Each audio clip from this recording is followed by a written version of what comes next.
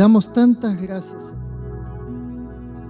Tantas gracias por las oportunidades, por las puertas que abres, por los tiempos, las temporadas, Señor, que tú estás abriendo sobre toda tu iglesia en Argentina, Señor. Sabemos y confiamos, Señor, que el mayor gobierno, Señor, lo tienes tú, Señor, sobre todos nosotros. Señor, y no apoyamos nada en confianza humana, Señor, y no sabemos que aquel que dio su vida en el madero es aquel que puede libertar toda la humanidad y ordenar todas las cosas, Señor, y queremos escuchar de ti, Señor, en este día. Queremos aprender de ti en este día, Señor.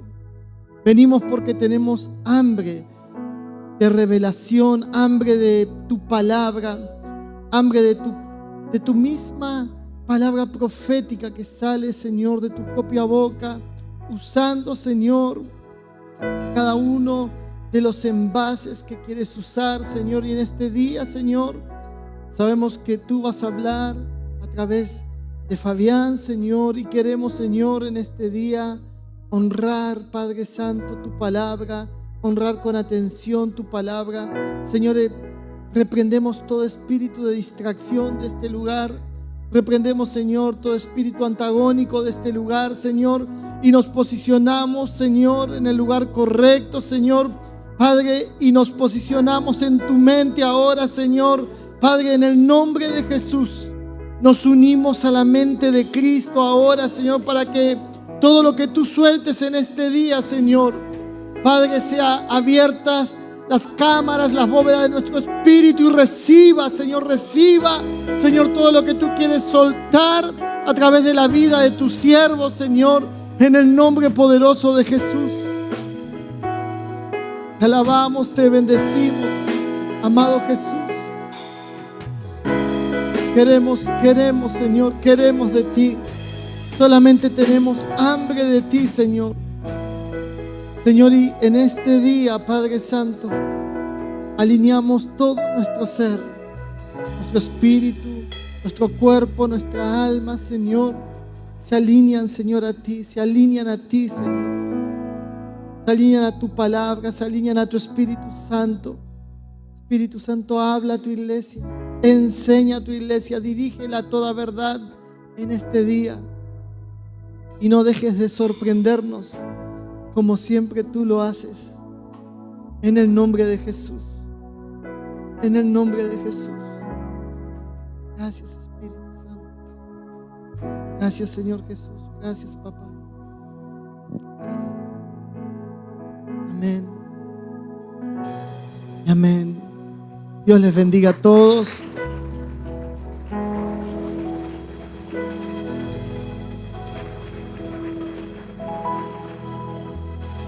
Gracias, Señor. Recibe, Señor, esta ofrenda de aplausos.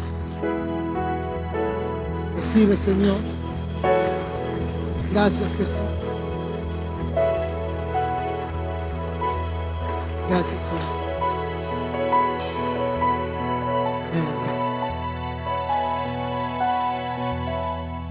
Dios les bendiga a todos.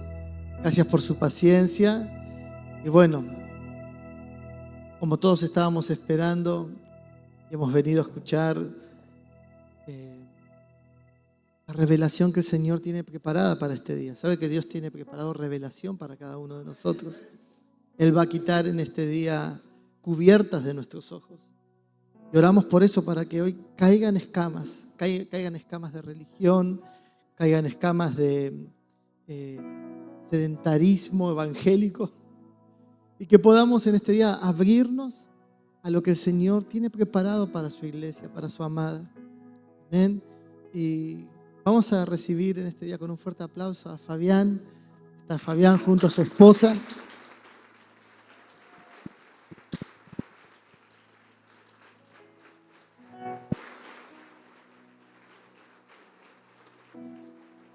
Fabi.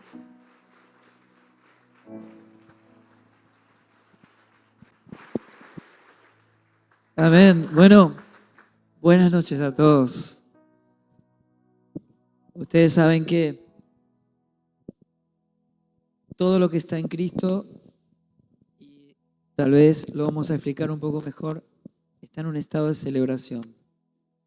Cristo es el cumplimiento del todo de Dios en nosotros. Así que estoy acá, no soy un invitado, soy parte de la casa, porque la casa es Cristo. Amén. Habitamos en Él. No hay que ir ni a un edificio, ni a una montaña, ni a una ciudad. Habitamos en Él, ¿no? Dios define las geografías. Hoy estamos acá, pero somos familia. Así que, bueno, tomen asiento.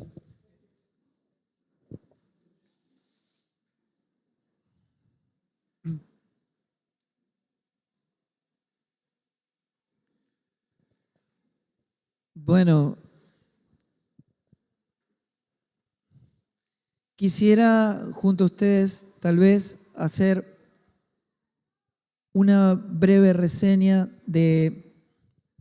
para poner una base acerca de lo que me gustaría poder comunicar, una verdad eterna en Cristo. Ustedes saben que antes de que todo fuera creado, la unión de Cristo con la iglesia era un hecho en la eternidad de Dios, ¿no? Pablo, hablándole a los romanos, dice que ese misterio que es Cristo en nosotros, la unión de Cristo con la iglesia, es un misterio que estuvo oculto de tiempos eternos. Nosotros fuimos conocidos por Dios en la eternidad.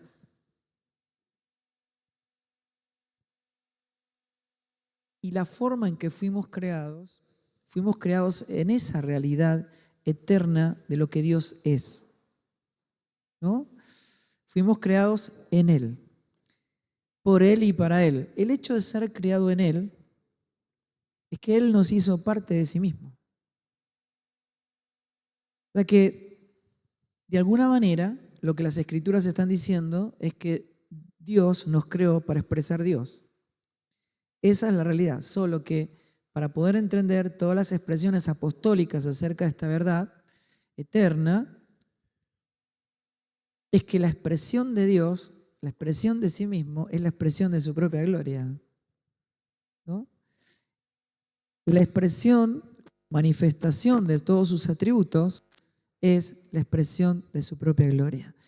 Por eso, todos los hombres inspirados por el Espíritu, a lo largo de todas las Escrituras, están diciendo siempre lo mismo, nunca dicen otra cosa más que fuimos creados para su gloria, para la gloria y la alabanza de su santo nombre, ¿verdad? En esa realidad dominante fuimos creados. Cuando uno habita en la gloria de Dios, habita en un completo disfrute de vida, de gozo, de paz, de plenitud, de todo lo que Dios es. Así fue creado el hombre. Pero un día, ese hombre menospreció esa gloria y fue, a causa del pecado, destituido de la gloria de Dios. ¿Está bien? ¿Cómo lo resuelve Dios? Envía a su Hijo. Y cuando Él se encarna, ¿no? Dice, el Verbo, la palabra, un día se encarnó y habitó entre nosotros y que vimos su gloria. En Él habitaba la plenitud de Dios. Por lo tanto, habitaba la expresión completa de la gloria de la que habíamos sido destituidos. ¿Me están siguiendo, verdad? Así que estar en Cristo es volver ¿a dónde? Al lugar de donde nunca debimos haber salido. ¿Por qué los apóstoles están diciendo constantemente, Cristo en nosotros es la esperanza de O sea que Cristo en nosotros, este misterio que estuvo oculto de tiempos eternos, de los siglos y las edades, es la única esperanza de ser devueltos a la gloria de la que habíamos sido destituidos. Volvemos al propósito por el cual Dios nos creó, para disfrutarlo, deleitarnos y expresarlo, darlo a conocer. Amén. Ahora el Señor nos reúne en Él, reúne todo en Él, nos devuelve al reino de su Padre y nos coloca en un ser corporativo. Él es la cabeza y nosotros el cuerpo, ¿verdad? Es un cuerpo. Cristo fue dado por cabeza a la iglesia, la cual es su cuerpo, la plenitud de aquel que todo lo llena en todo. ¿Amén? Pero ese hombre corporativo es Cristo, es el Hijo impartido en vida. Es lo que los apóstoles llaman el nuevo hombre, la nueva creación. Pero también explica que no hay un nuevo Fabián, no hay un nuevo Juan, no hay un nuevo Pedro, no. El nuevo hombre es Cristo. Y todo lo que ocurre en el nuevo hombre ocurre de manera corporativa. Quiere decir, no es que te está ocurriendo a vos, le ocurre al cuerpo, y como vos estás en el cuerpo, también te ocurre a vos. Pero todo lo que Dios hace, lo hace en este hombre, en esta nueva creación creada en Cristo Jesús. Y todo lo que Dios llama buenas obras son las obras de esta nueva creación. Las obras que Dios preparó de antemano provienen de esta nueva creación, que es en Cristo Jesús. ¿Qué quiere decir? Ni vos ni yo jamás vamos a poder hacer una buena obra para Dios. Jamás. No hay nada que vos y yo podamos darle a Dios que le glorifique. Lo que Dios llama buenas obras es su obrar, no el nuestro. Cuando Él obra mediante esta nueva creación que es Cristo en nosotros, y más vale que sea así, ¿verdad? Porque dice, si no es Él quien está edificando la casa, en vano trabajan todos los edificadores. Es una verdadera desgracia estar en Cristo y estar edificando una obra humana, ¿verdad? Si ustedes miran, hoy la iglesia evangélica más o menos tiene relevado unos 45.000 grupos diferentes en el mundo. No se muestra como la única, el uno de Dios, la única iglesia de Dios, la nueva creación. Quiere decir que hay una intervención humana, ¿verdad? Donde hay obras humanas. Y lo que Dios tiene que hacer precisamente es limpiar toda nuestra participación, porque todo lo que no es Cristo es lo que nosotros le hemos añadido, ¿verdad? Así que necesitamos tener luz acerca de esto para que definitivamente podamos vivir, deleitarnos y expresar el propósito por el cual fuimos creados, que es su gloria. Amén. Si cantamos y decimos, te damos gloria, pero ¿qué es darle gloria a Dios? Si la gloria está en una sola persona. La gloria no es lo que decimos, no es lo que cantamos, no es lo que hacemos, sino lo que somos en Cristo. Porque lo único que glorifica es Cristo, es el Hijo, lo único y todo lo que glorifica al Padre. Amén. Entonces, ahí necesitamos tener luz porque tiene que ser sí o sí una obra divina. ¿Está bien?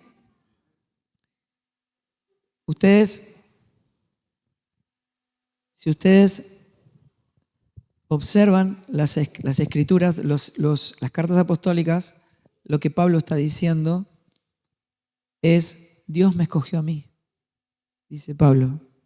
Me escogió a mí para dar a conocer este misterio.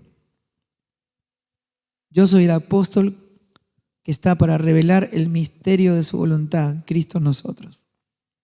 ¿Por qué? Porque Dios escoge a Pablo por primera vez a un ser creado. Dios lo arrebata al tercer cielo y le muestra los planos. Lo que dice el Señor es que, lo que dicen las escrituras, las cartas apostólicas, ahí estamos. Este hace menos ruido, ¿sí?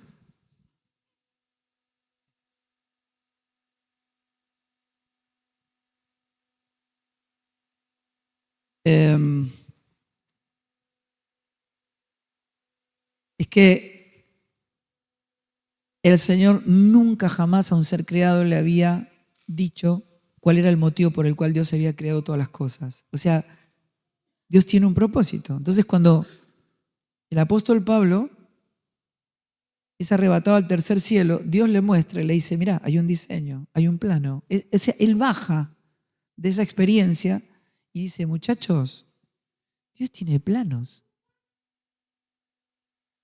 Olvídense, no sean creativos, porque hay un diseño. Dios no hace nada que no sea conforme al plano. Todo lo que ocurre es conforme a ese propósito. Nada ocurre que no sea conforme a la voluntad de Dios. Escuchen, Dios no improvisa. Mira, ni que ayune 150 días. O sea, Dios no va a hacer nada que no sea conforme al plano, conforme a su voluntad.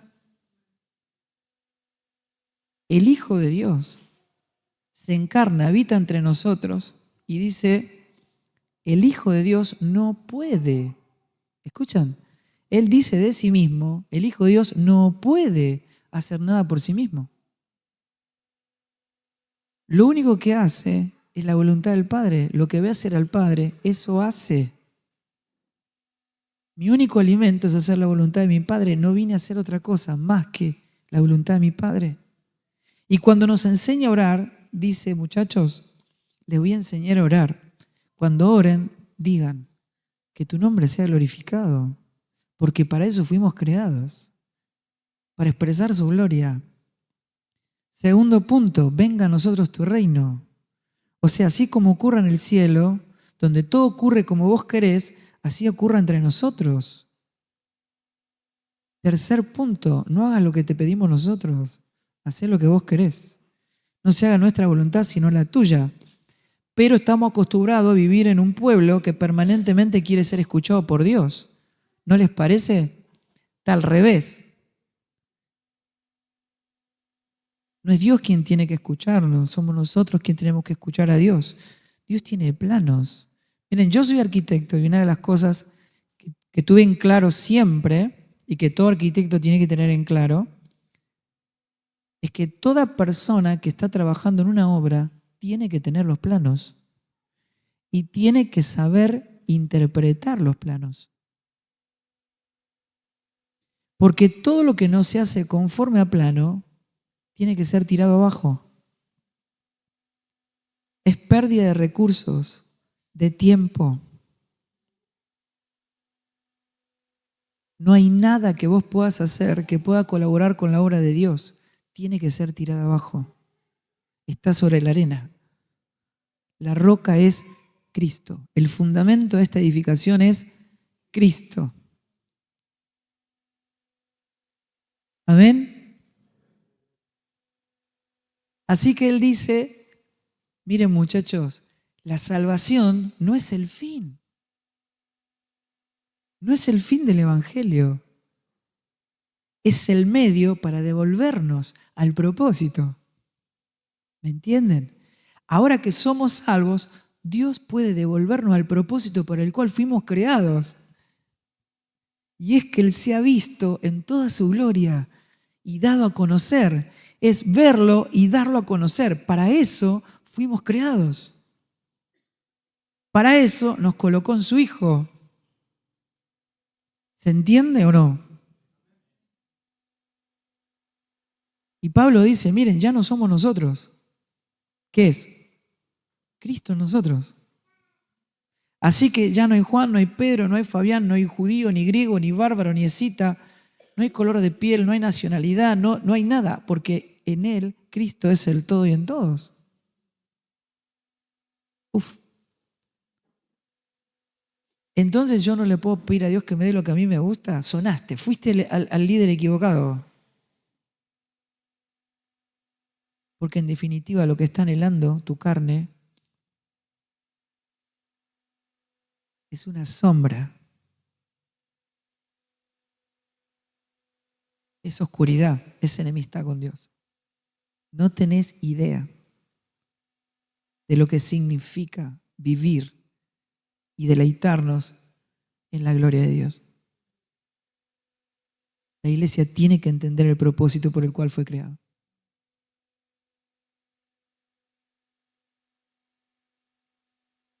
Así que Él dice, miren, ya no somos nosotros, es Cristo en nosotros. Dios gobierna naturaleza. ¿Cómo? Sí, Dios gobierna naturaleza. ¿Y cómo ocurre esto? Bueno, Él ya no escribe más en una piedra, ni en un papel, ni en tinta. Ya no más. O sea, no es una regla, no es un comportamiento. Si tienen un problema con los hijos, no se resuelve haciendo reuniones de padres.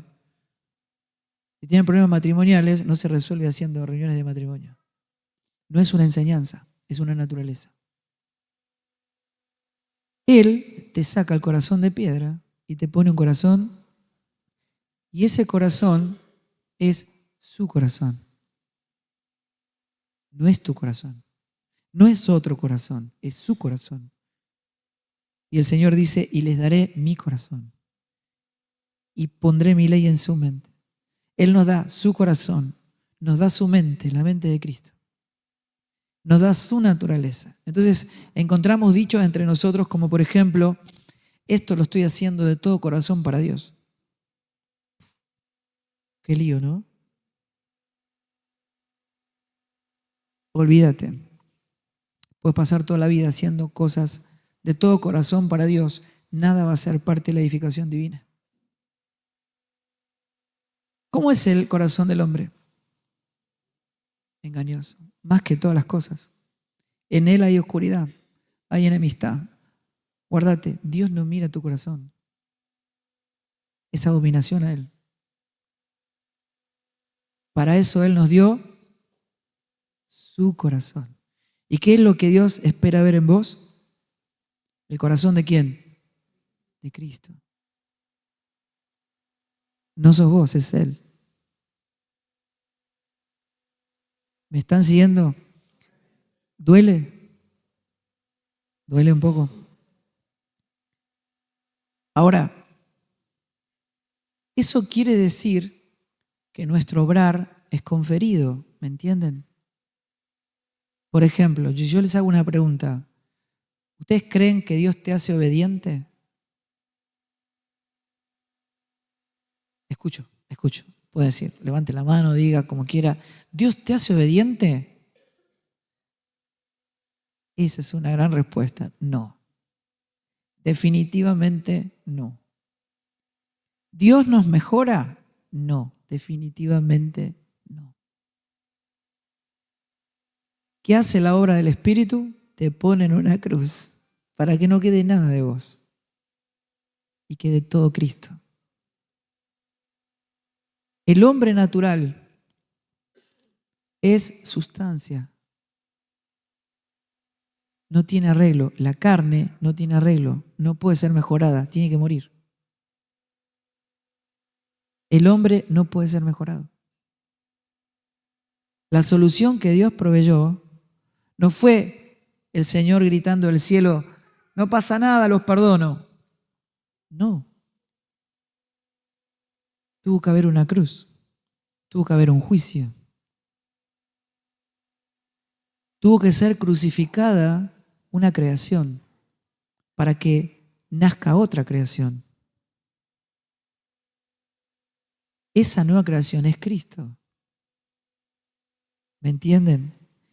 Es la forma en la que fuimos creados y la forma en que recuperamos el todo de Dios en su propósito. Quiere decir que yo puedo estar en Cristo, pero perder mi vida, no en términos de salvación, pero en términos de propósito, si no entiendo esta realidad.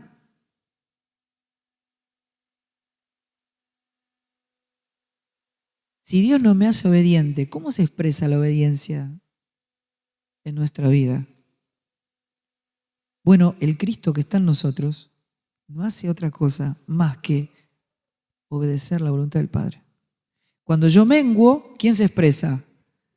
El Cristo obediente. Él se expresa en obediencia. Por lo tanto, el abordaje sobre la obediencia y la expresión de su propósito, de su voluntad en mi vida, es estando crucificado, no es tratando de actuar como Cristo.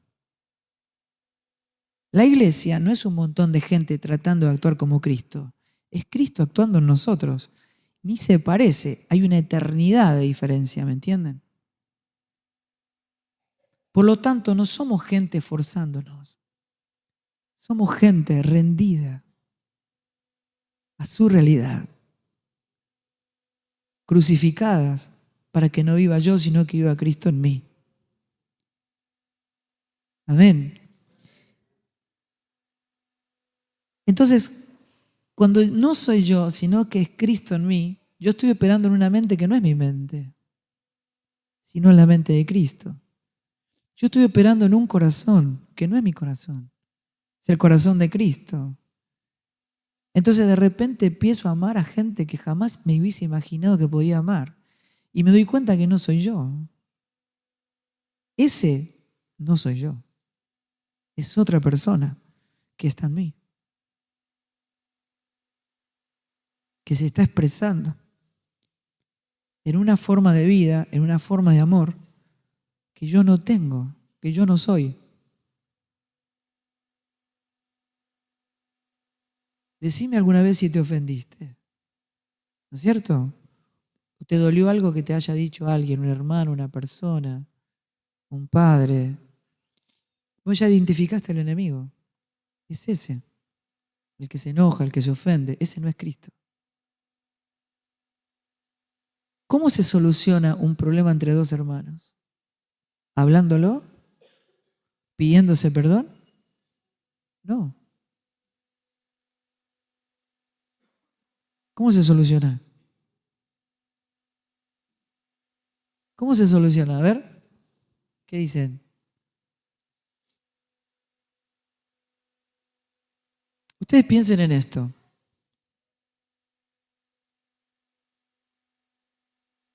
La cruz de Cristo, ¿es una cruz injusta? ¿Ustedes creen que es injusta?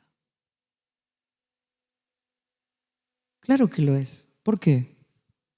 Si ustedes miran el Gólgota, habían 3 cruces ahí. 2 eran justas, porque estaban pagando por lo que habían hecho. La cruz de Cristo es el inocente, muriendo por los culpables. Es el justo muriendo por los injustos. Esa cruz era injusta. Él estaba muriendo por los que no se lo merecían. Por lo tanto, ahora nosotros estamos viendo por el Espíritu la justicia de Cristo. Es una justicia que desconocíamos. Pero ahora a los que están en Él nos tiene completamente enamorados. Porque cada vez que yo, siendo inocente, elijo la cruz para morir por el culpable, Cristo ha formado en mi vida. Entonces, un problema, ¿cómo lo solucionó el Señor? Viniendo a demostrar nuestra culpabilidad y diciendo, les quiero demostrar que ustedes son los culpables, o el Evangelio se manifestó en morir por el culpable en vez de demostrar nuestra culpabilidad. ¿Cómo se soluciona entonces en Cristo un problema no es hablando, no demostrando quién tiene la culpabilidad, es muriendo por el culpable.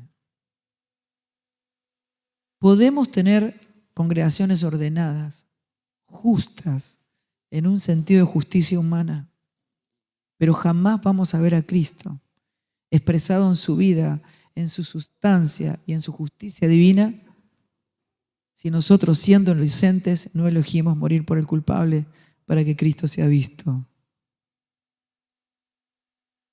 Y mucho menos se lo lleve al pastor para decirle: pastor, mire lo que está haciendo, arréglelo, ¿verdad? El perdón trata con nuestra vida. Pero en lo que refiere a mi hermano, no me debe nada. Todo fue pagado en la cruz. ¿Hay alguna deuda que tenés con el Señor? Olvídate. El Señor ya la pagó. Ya la pagó. Ni se te ocurra crearle una deuda a tu hermano. Porque si vos no le perdonás la deuda a tu hermano, te vas a tener que hacer cargo de tu deuda con el Señor. Eso es lo que dice el Señor. Amén. La iglesia ama a quien no lo merece. Bendice a los que los maldicen. Pone con gozo la otra mejilla. Ora por los que le roban. ¿Para qué? Para demostrar que somos hijos de nuestro Padre que está en los cielos. Eso es Cristo en nosotros. Entonces Él está diciendo: miren, todo lo que tenemos es conferido, no es nuestro, es gracia. Es regalo. Dios se dio a sí mismo mediante su Hijo. Ese es el regalo. Es conferido. Nosotros, tanto yo como ustedes, no podemos amar. El hombre natural no puede amar porque no conoce el amor. El amor es Cristo.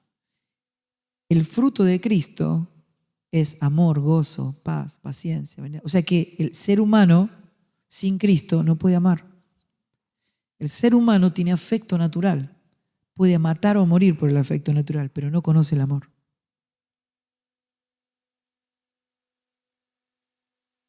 Quiere decir que cuando el amor de Cristo es expresado, cuando Cristo es expresado, se expresa el amor de Dios en nosotros, ama a la manera de Dios. Ama al que no lo merece. Perdona a quien no merece ser perdonado.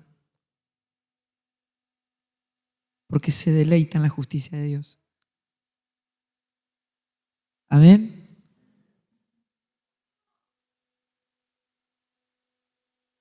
Entonces, dice esto, miren, el Evangelio, dice el apóstol: yo lo vi, Dios me mostró los planos, yo vi, Dios me lo reveló. El propósito se cumple en una persona. Dios gobierna naturaleza. Dios gobierna a través del corazón del Hijo, de la persona del Hijo. Ya no hay una regla escrita en tinta ni en piedra, sino en su corazón. Dios gobierna la naturaleza. Su gobierno es expresado mediante la vida de su Hijo en nosotros. Así que tiren a la basura todos los libros que dicen cómo orar como Jesús, cómo actuar como Jesús, cómo hablar como Jesús, cómo obedecer como Jesús. Tírenlo. No es una enseñanza, es una naturaleza. No somos nosotros, es Cristo en nosotros. Entonces, ¿qué hacemos nosotros? Por ejemplo, ¿ustedes entienden cuál es, por ejemplo, el problema que tienen los matrimonios mayormente? El problema que tienen los matrimonios mayormente es que la mujer quiere que su esposo sea como a ella le gusta y el esposo quiere que su esposa sea como a él le gusta. Básicamente es eso. ¿No?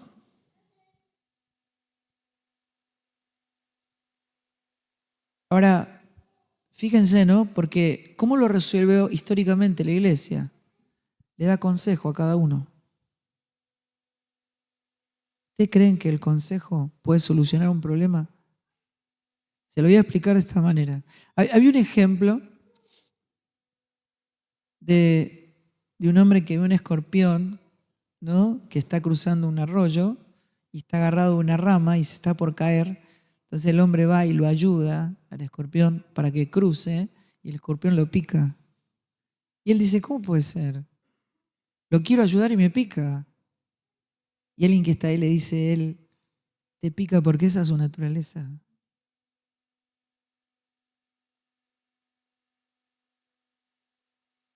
Dios gobierna la naturaleza. Todo lo que está en Adán, en la carne, en el viejo hombre, no puede reproducir otra cosa que no sea más que pecado, oscuridad y enemistad con Dios. Pero todo lo que está en Cristo expresa vida. Cristo es espíritu y vida. Amén. ¿Ustedes entienden por qué un pájaro no tiene que ir a la escuela para aprender a volar? ¿Saben por qué? Porque eso está en su naturaleza, ¿verdad? Ahora el punto es este, cuando nace, ¿puede volar? No. Pero a medida que va madurando, Dios le dio un poder en la naturaleza que le otorgó para que a medida que vaya madurando, en sí ya aporta el poder para poder desarrollar y llevar a cabo todo aquello por lo cual fue creado. Cuando madure, va a poder volar. Cuando alguien puede expresar a Cristo con mayor pericia, justeza, expresar mayor medida de gloria, cuando va madurando. ¿Y a qué llaman los apóstoles maduración? Menos de mí, más de Cristo. ¿Y cómo es el abordaje? Una cruz. Cuanto más muerto estoy, más expresión de Cristo. Amén. Así que vos querés saber cómo se expresa un padre perfecto, un esposo perfecto, que tenga el diseño eterno. Te hago esta pregunta. ¿Dios es padre? ¿Sí o no? ¿Es hijo? ¿Es esposo? ¿Es hermano? Dios es familia. ¿Dónde está entonces el Padre perfecto? Está en Cristo. ¿Dónde está el Hijo perfecto? Está en Cristo. ¿Dónde está el esposo perfecto? ¿Para qué se lo lleva al pastor para que le dé consejo? Si está en Cristo. ¿Dónde está Cristo? ¿No está en Él? Lo que tiene que hacer es estar crucificado para que se exprese el esposo perfecto que está en Él. Cuando nos equivocamos en el abordaje, estamos educando a Adán, estamos maquillando la carne, porque el tesoro está en Cristo. Él es el tesoro. Ahí está el esposo perfecto. No es una escuela, ya no estamos bajo ayo, como dice el apóstol Pablo. ¿Saben qué es un ayo? Es como un maestro, una institutriz que educa. Ya no. Ya aportamos una naturaleza que puede expresar todo aquello por lo cual fuimos creados. Por lo tanto, estamos en un estado de consumación. ¿Se entiende? Cuando Jesús dijo consumado es, dijo la obra está terminada. O sea que en un sentido eterno Dios ya no está obrando, porque la obra ya fue consumada. ¿Y en qué consiste el obrar del Espíritu Santo de Dios en nuestros días? En formar o en traer o en darnos a conocer la obra terminada de Cristo en la cruz. Que esa obra que es la nueva creación, lo que fue consumado, terminado, el fruto de la obra completa de Cristo en la cruz, es esa nueva creación. Es Cristo impartido en vida, es ese nuevo hombre al cual nosotros formamos parte. Que nuestra vida, que nuestra alma sea absorbida por esa realidad para conocerlo y ¿qué más? Y darlo a conocer. O sea, somos cartas leídas al mundo diciéndole Cristo, ya venció.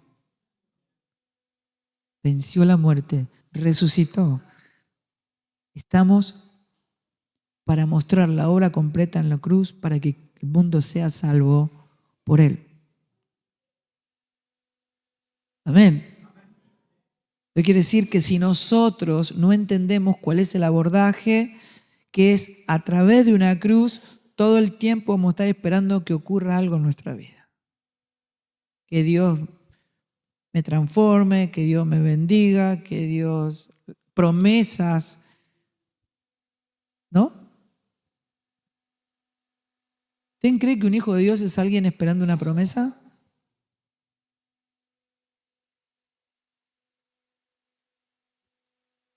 Le voy a explicar esto brevemente.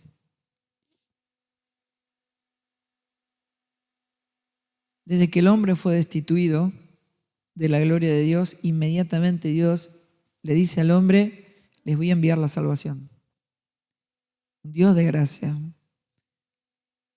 ve un hombre que menospreció su gloria y le dice, yo te voy a enviar la salvación. Él va a ser herido en el calcañar. Él va a ser herido por vuestras rebeliones. Pero le va a pisar la cabeza a la serpiente. Él va a vencer la muerte y los voy a traer de vuelta.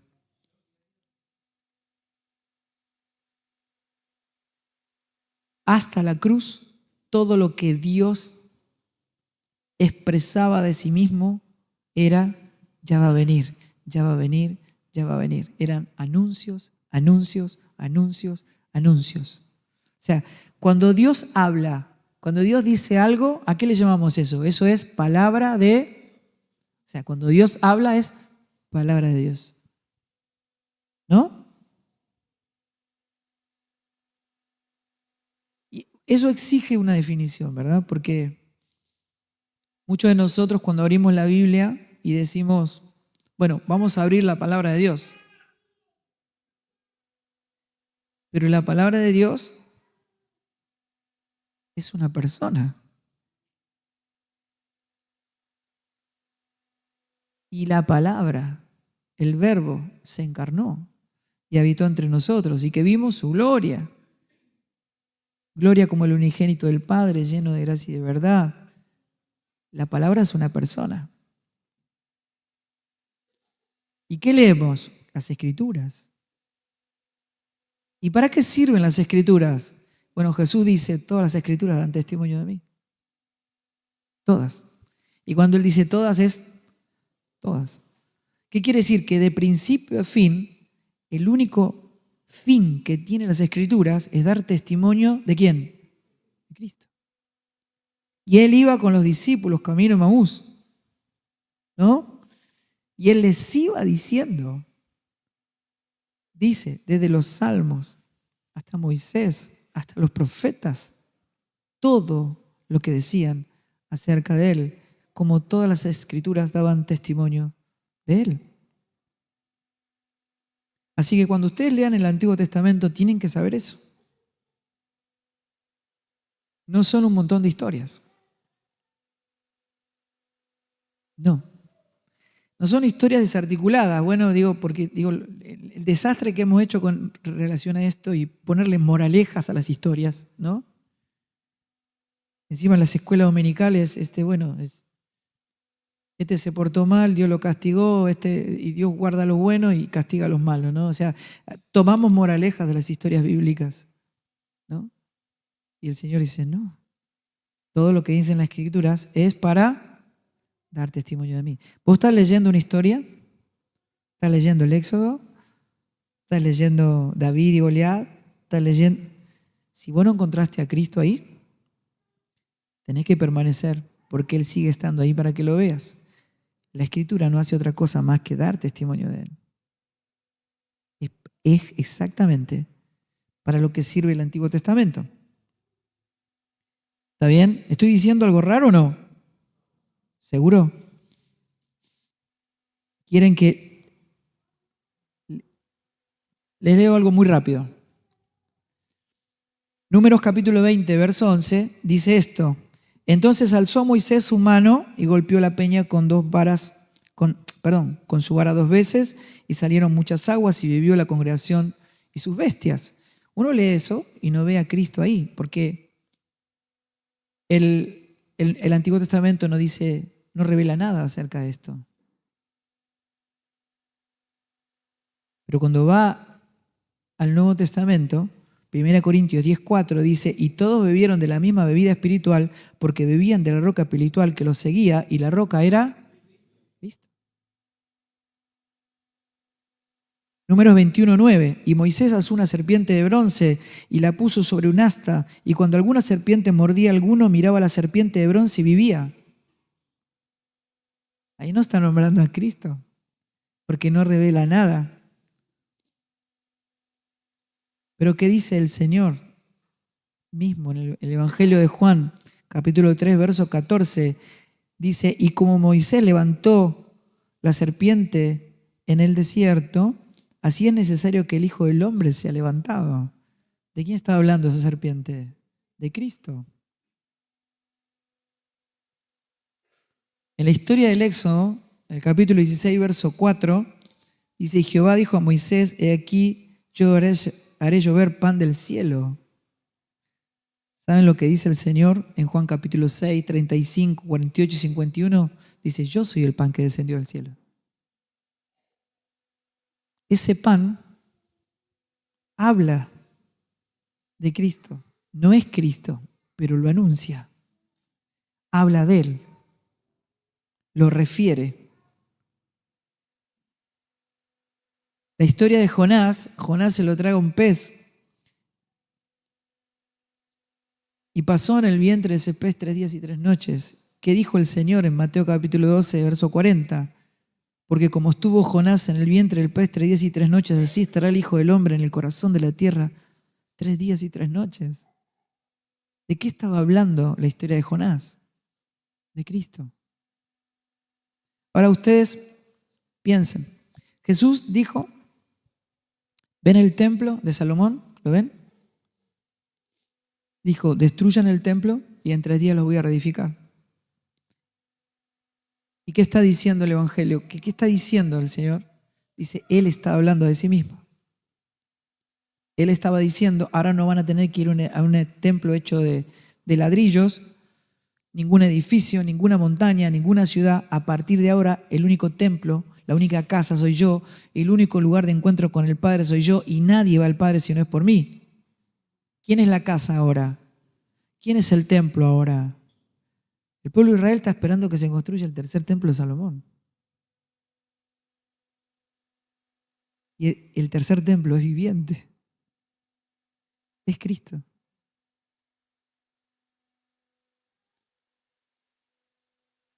Había un tabernáculo. ¿Quién es el tabernáculo ahora? Había un sacrificio. ¿Quién es el sacrificio ahora? Había un cordero. ¿Quién es el cordero ahora? El agua, el pan, el fuego. ¿Quién es? Todo lo que está en el Antiguo Testamento, los apóstoles dicen, son figuras, tipos, sombras, símbolos, ejemplos de Cristo. Todo se refería a Él. O sea que el Antiguo Testamento está dando un anuncio permanente de esta realidad, de este misterio que estuvo oculto de tiempos eternos, Cristo en nosotros. Y ya viene, y ya viene, y ya va a venir, y vino.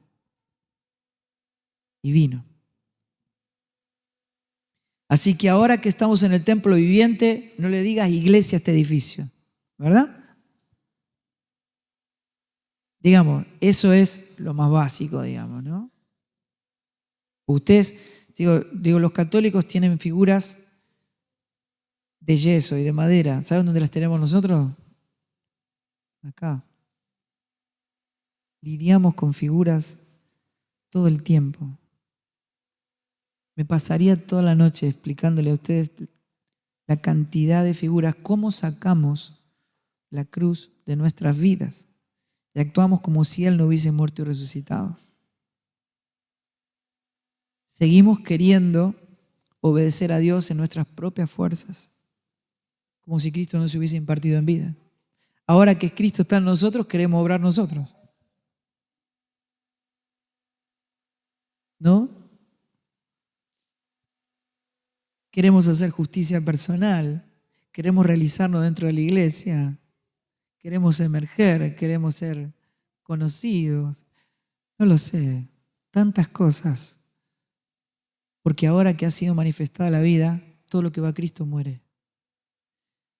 Pero ¿qué es lo que muere cuando va a Cristo? ¿Saben que muere? Muere el cáncer. O sea, ¿cuál sería la buena noticia si hay una persona enferma de cáncer? ¿Que se muera la persona o que se muera el cáncer? Lo que se muere en la cruz es lo que te va a matar.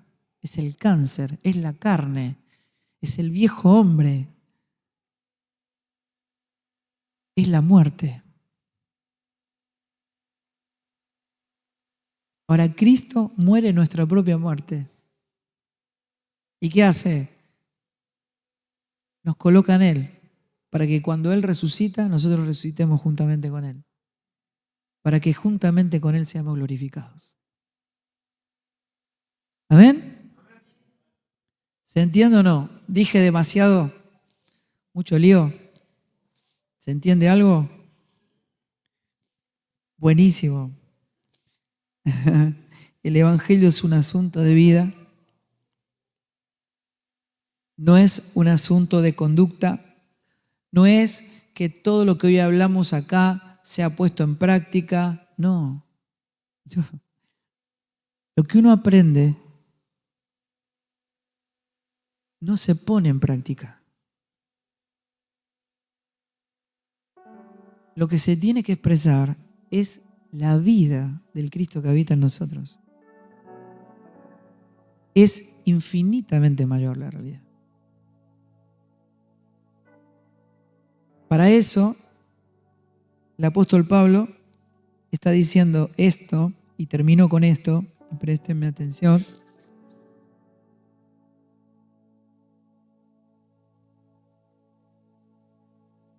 Él dice, Filipenses capítulo 3, verso 7, dice, pero cuántas cosas eran para mi ganancia, las he estimado como pérdida por amor de Cristo. ¿Saben qué está diciendo acá? Pablo no está diciendo que él dejó el pecado cuando fue a Cristo. Eso no está diciendo. Él está diciendo, dejé todo lo que el mundo considera ganancia. O sea, todo aquello que el mundo considera bueno. Títulos, diplomas, reconocimiento, valoración. No me diga que vos estás buscando eso. Bueno, Pablo lo considera como pérdida, como basura. ¿Me entienden? O sea, lo que la mayoría considera como currículum, Pablo lo consideraba basura, pérdida.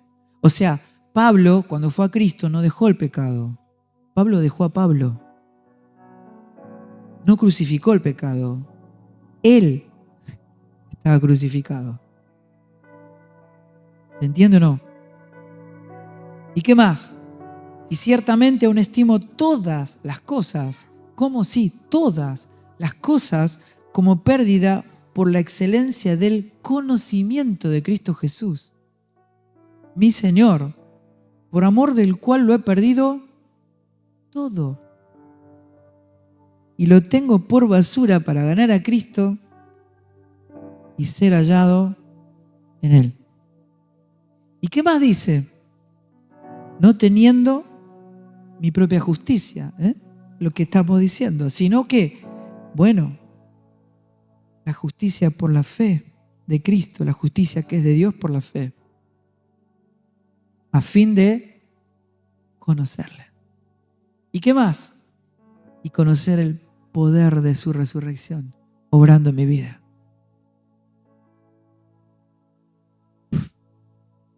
Entonces, ¿cómo funciona esto? ¿Cómo se expresa la obediencia de Cristo? El amor de Cristo, el gozo, la paz, la paciencia, la benignidad, la bondad, la fe. ¿Ustedes me entienden? ¿Cómo se expresa en mi vida eso? Porque yo no soy nada de todo eso.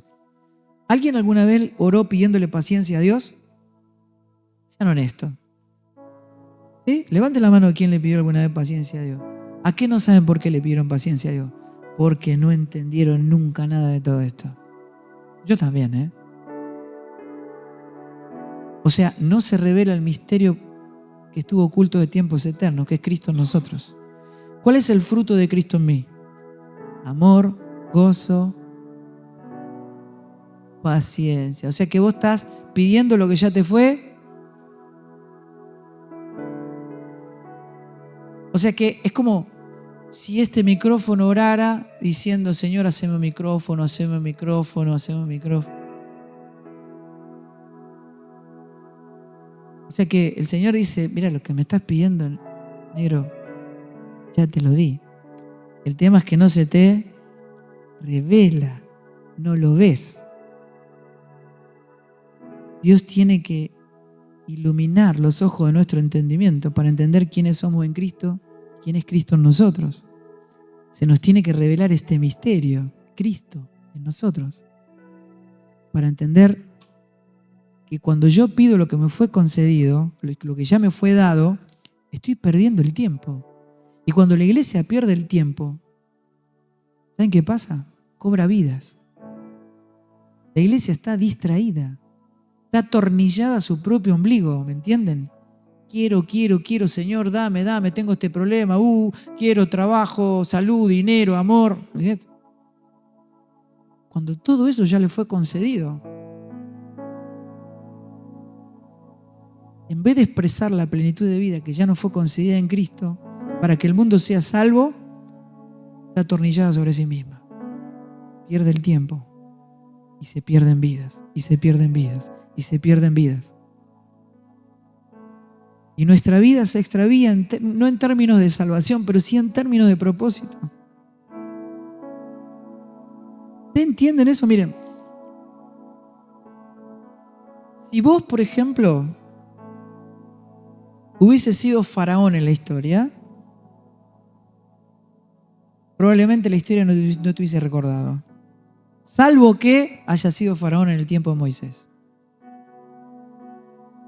donde Dios estaba transicionando y había alguien que estaba entendiendo la transición. Moisés entiende la transición y trae a Dios a la historia. Viste que vos podés tener un montón de amigos. ¿Saben cuántos amigos deben haber habido a lo largo de toda la historia en el mundo? Miles de millones de amigos, ¿no? Es bueno tener amigos, salvo que tengas un amigo que se llame Job, ¿no es cierto? Donde Dios está transicionando y hay alguien que está entendiendo la transición. En el capítulo 1 dice: yo he encontrado en Job un hombre justo, recto. 42 capítulos después, Job dice: no tenía idea quién era, Señor. De oídas te hubiera oído, pero ahora mis ojos te ven. Ahora, Dios puede estar obrando. Dios puede estar transicionando la iglesia, o sea, cumpliendo su propósito mediante su Hijo en nosotros, y que a vos no te pase nada. Pasó un tren para vos, ¿me entendés? A menos que entiendas la transición y traigas a Dios a tu historia y te ocurra a vos la gran noticia del Evangelio. ¿Cómo ocurre esto?